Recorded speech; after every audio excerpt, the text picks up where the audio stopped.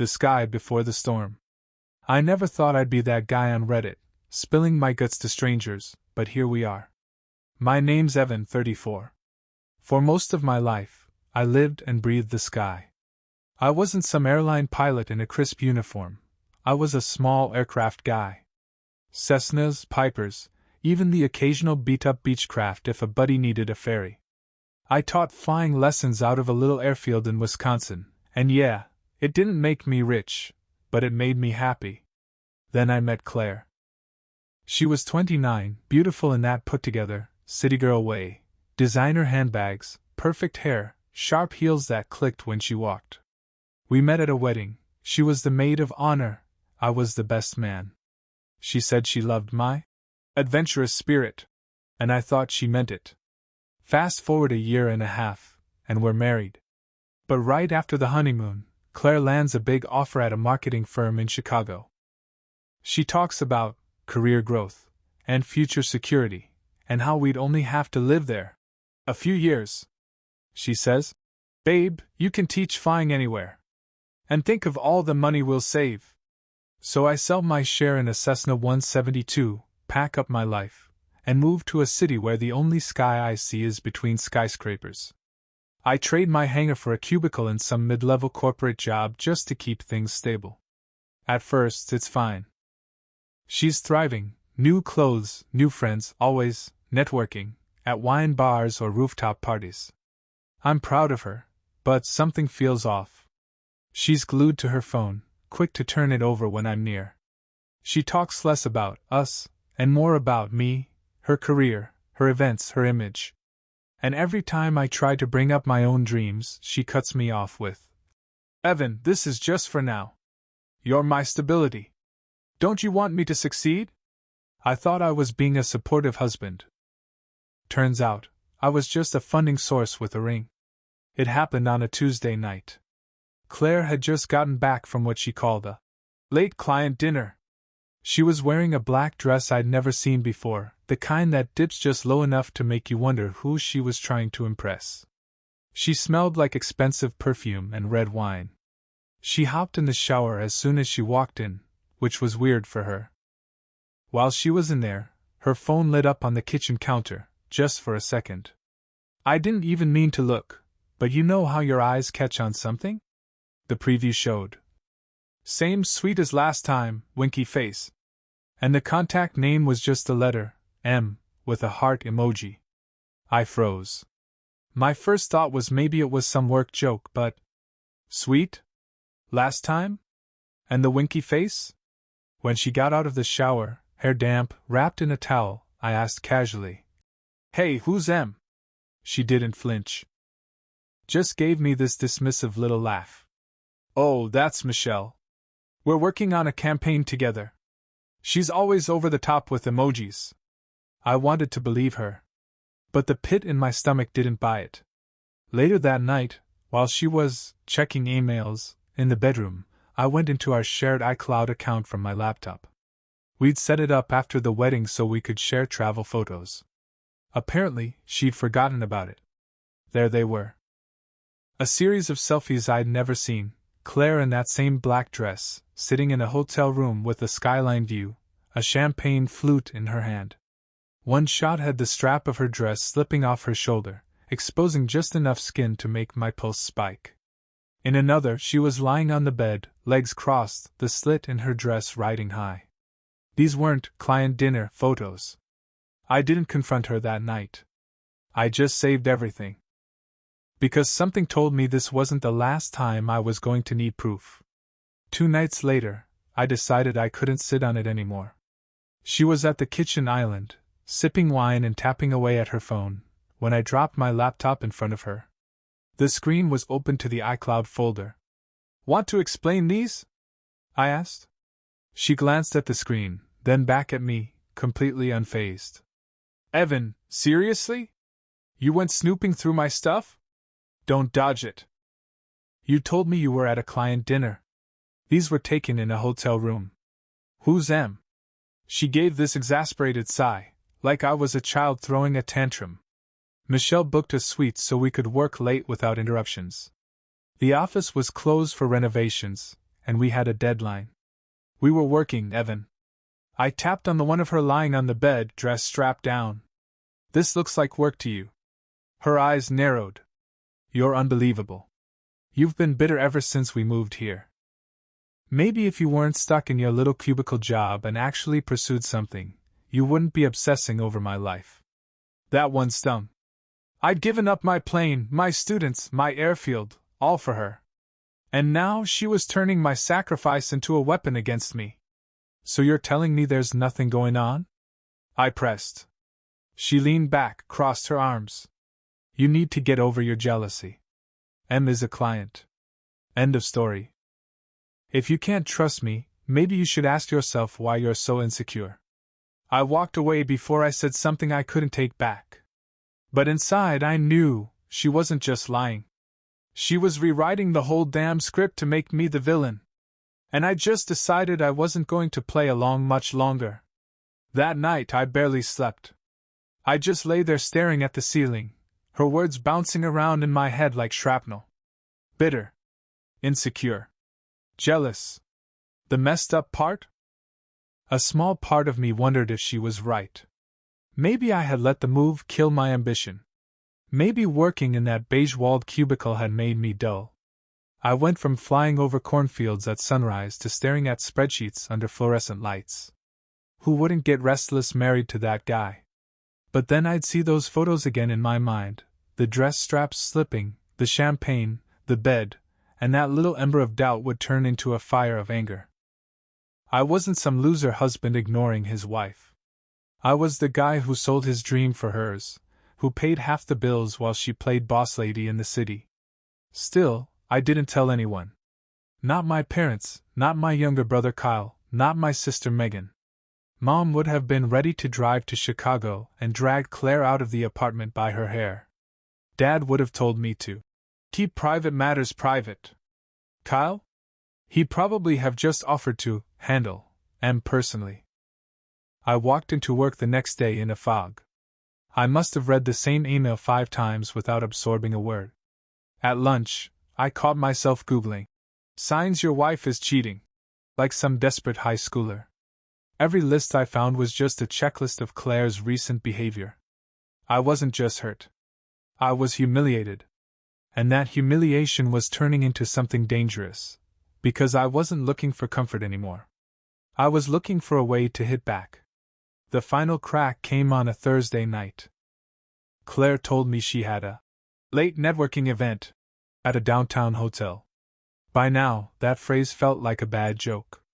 I didn't tell her, but I had to work late myself and ended up near her so-called event. On my way to the parking garage, I spotted the hotel she mentioned.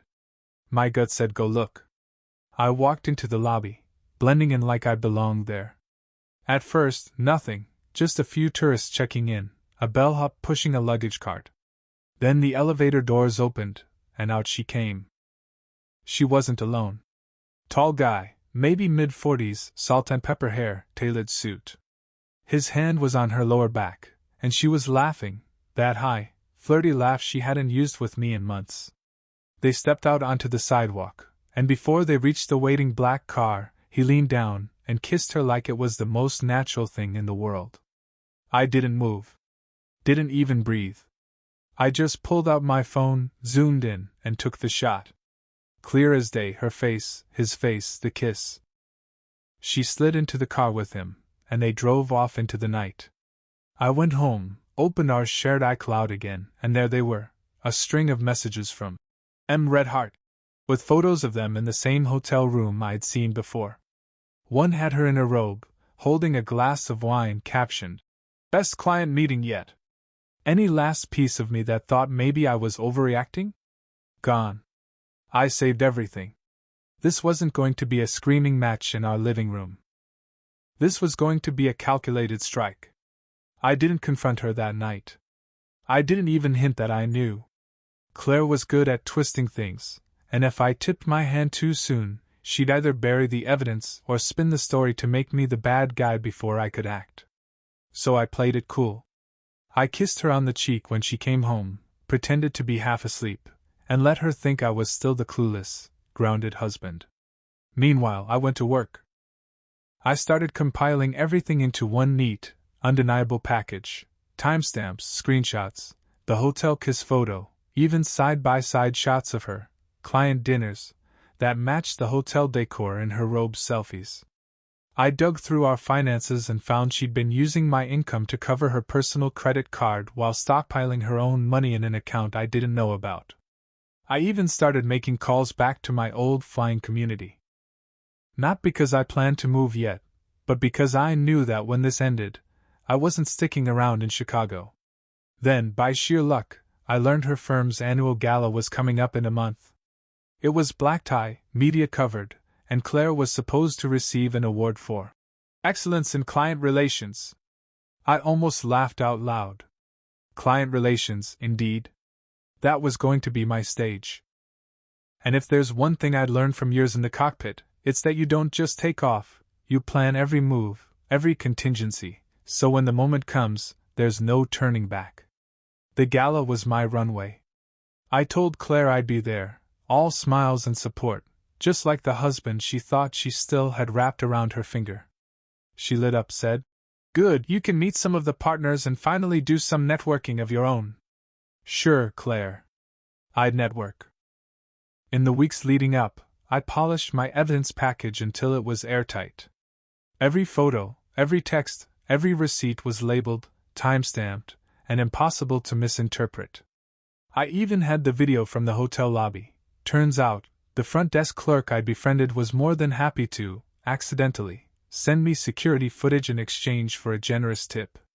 The morning of the gala, I scheduled an email to be sent at exactly 8:30 p.m., right when she'd be on stage accepting her award. Recipients: her parents, my parents, both our siblings, a couple of her closest friends, and a carefully selected handful of her colleagues I knew she wanted to impress. Subject line: "Congratulations on your Client Relations Award." Inside? A short message: "Claire, you've worked so hard for this. Here's a look at your dedication." Followed by the entire gallery of proof. At 7 p.m., we walked into the ballroom together. She was glowing in a silver dress, making the rounds, introducing me as my rock. Every time she said it, I had to fight the urge to smirk. When her name was called, she floated up to the stage like the queen she thought she was. I watched her thank the firm, her supportive husband, and her amazing clients, and right as she started her little spiel about integrity in business, my phone buzzed with confirmation, email sent.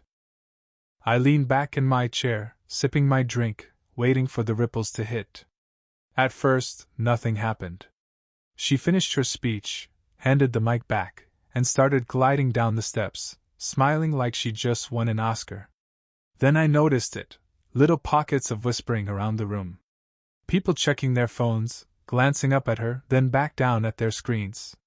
One of the junior partners, a guy I'd met once at a firm dinner, actually snorted into his champagne.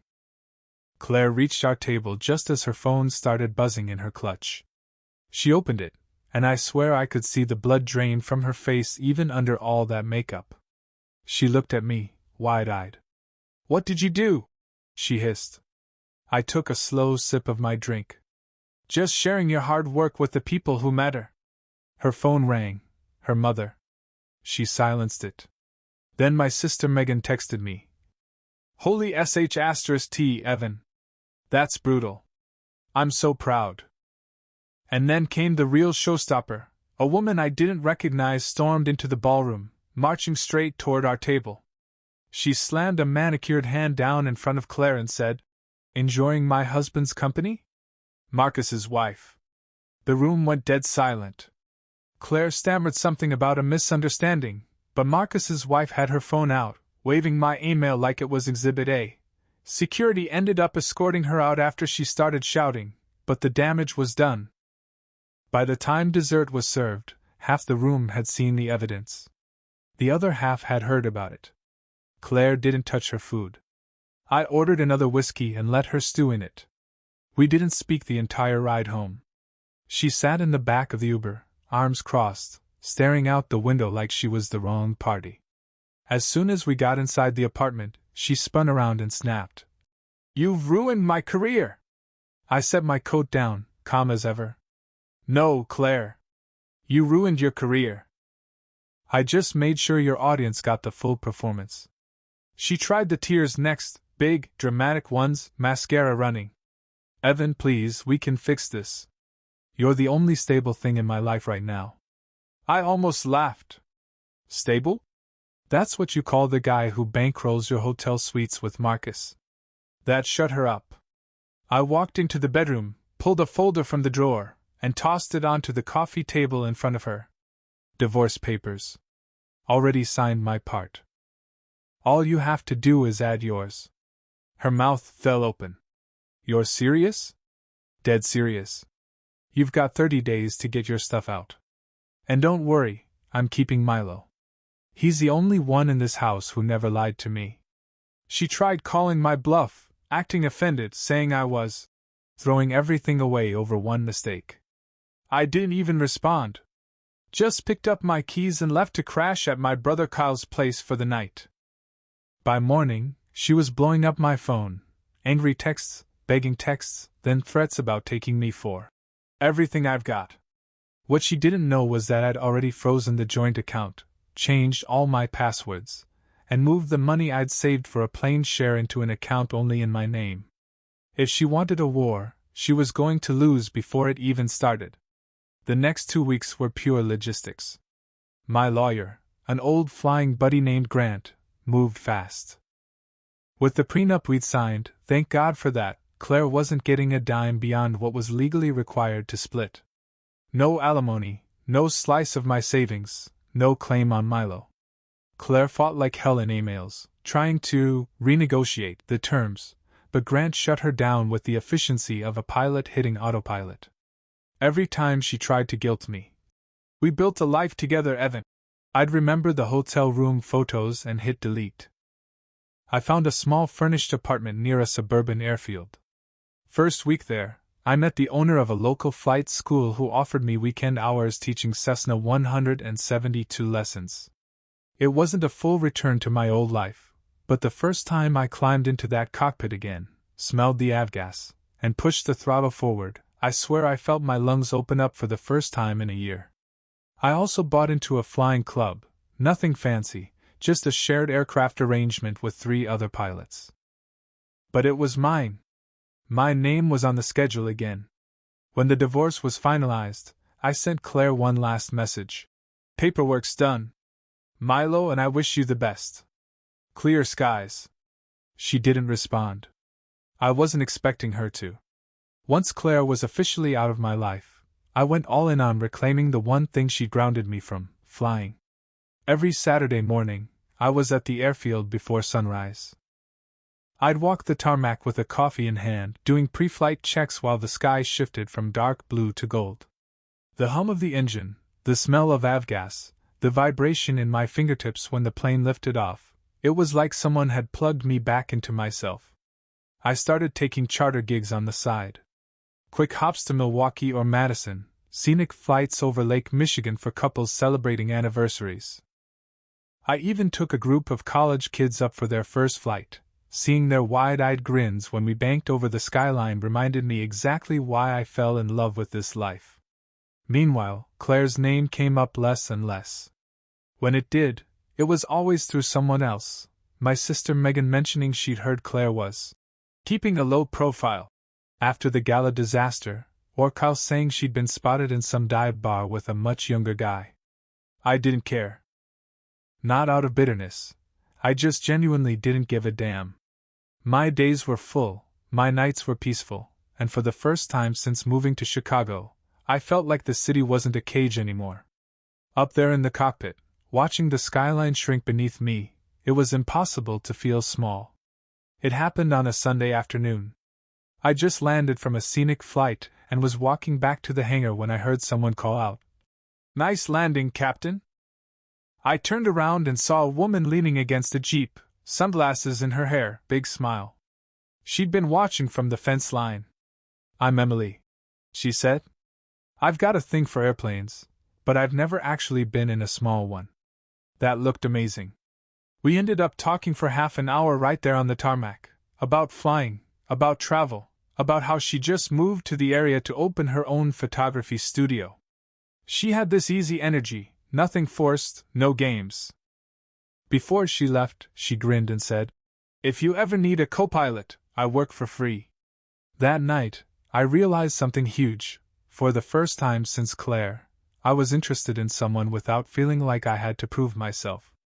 I wasn't thinking about whether I was good enough, or if I needed to be more exciting.